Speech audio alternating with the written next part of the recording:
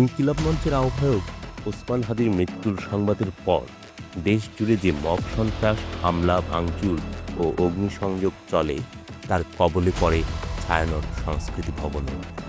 ভবনের বিভিন্ন অংশে ভাঙচুর, অগ্নিসংযোগ, বাদ্যযন্ত্র ও নালন্দা স্কুল লাইব্রেরি পুড়িয়ে দেওয়া হয়। সব মিলিয়ে বেশ বোঝা যায় এসব দীর্ঘ পরিকল্পনার অংশ। ছায়ানটের ইতিহাস জানেন এমন যে কেউ বুঝতে পারেন এই হামলা কোনো বিচ্ছিন্ন ঘটনা নয়। এই হামলা আমাদের সংস্কৃতির উপর দীর্ঘ দমন নীতির পরিকল্পিত আঘাত।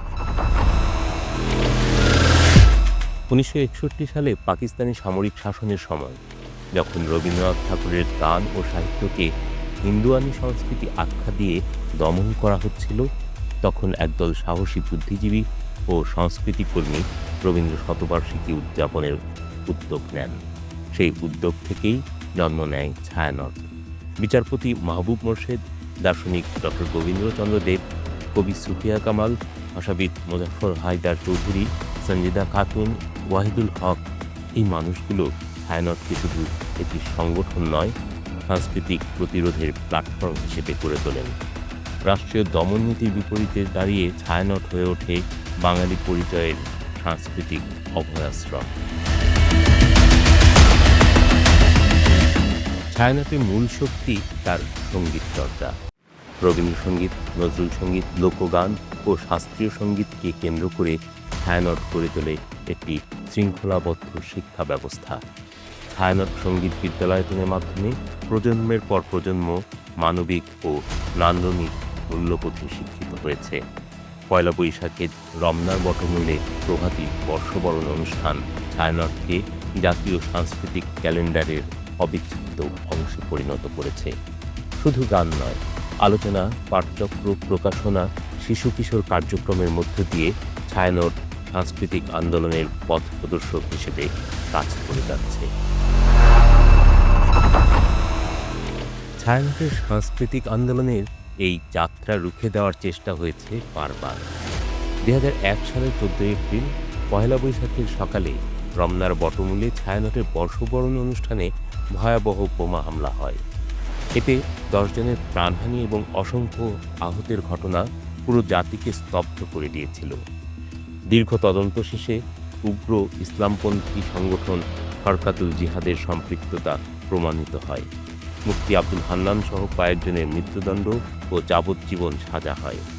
মুফতি হান্নানের ফাঁসি কার্যকর হয় অন্য একটি মামলায়। সবশেষ 13 মে 2025 অন্য আসামিদের শাস্তি কমিয়ে রায় দেয় হাইকোর্ট। এর দীর্ঘসূত্রতা উগ্রবাদী শক্তিকে বারবার সাহস জুগিয়েছে, একথা অস্বীকার করার উপায় নেই। ছায়ানট উগ্রবাদীদের আদর্শিক শত্রু, কারণ ছায়ানট ধর্মীয় সংকীর্ণতার বিপরীতে দাঁড়িয়ে মানবিক, অসাম্প্রদায়িক ও বহুত্ববাদী সংস্কৃতির চর্চা করে। রবীন্দ্রনাথের গান, বর্ষবরণ উদযাপন, নারী পুরুষের সমান অংশগ্রহণ, এসব কিছুই উগ্র মতাদর্শের সঙ্গে সরাসরি সাংঘর্ষিক। তাই ছায়ানটকে আঘাত করা মানে বাঙালির সংস্কৃতির স্মৃতি ও মুক্ত চিন্তার ধারাকে ব্যাহত করা।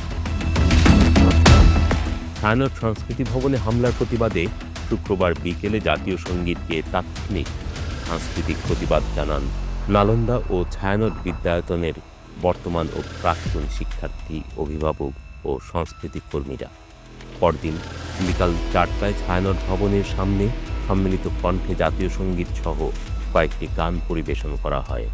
হামলাকারীদের দ্রুত গ্রেপ্তার ও বিচারের দাবিতে মানববন্ধন করেন।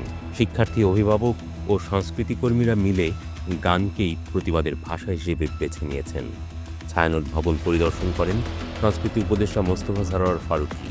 তিনি জানান, সিসিটিভি ফুটেজ পর্যালোচনা করে হামলা ও লুটপাটে জড়িতদের চিহ্নিত করে ব্যবস্থা নেওয়া হচ্ছে এবং ক্ষয়ক্ষতি নিরূপণ শেষে দ্রুত সংস্কার সম্পন্ন করতে সরকার আর্থিক সহায়তা সহ সব ধরনের সহযোগিতা দেবে। একই সঙ্গে ছায়ানটের নিরাপত্তা জোরদার করা হয়েছে এবং ভবনের বাইরে বিজিবি ও পুলিশ মোতায়েন রয়েছে বলে জানান তিনি। ছায়ানট বারবার আক্রান্ত হয়েছে, কিন্তু কখনো থামেনি। সামরিক শাসন, সন্ত্রাস, বোমা হামলা সব কিছুর মাঝেই ছায়ানট তার কার্যক্রম দৃঢ়চিত্তে চালিয়ে গেছে। সাম্প্রতিক হামলা আবারও প্রমাণ করেছে এই দেশে সংস্কৃতি রক্ষা মানেই গণতন্ত্র ও মানবিকতার পক্ষে দাঁড়ানো। আমরা ছায়ানটের সাথে আছি, পাশে আছি, কারণ ছায়ানট কেবল একটি প্রতিষ্ঠান নয়, বাঙালির সাংস্কৃতিক আত্মার এক অবিনাশী স্বর।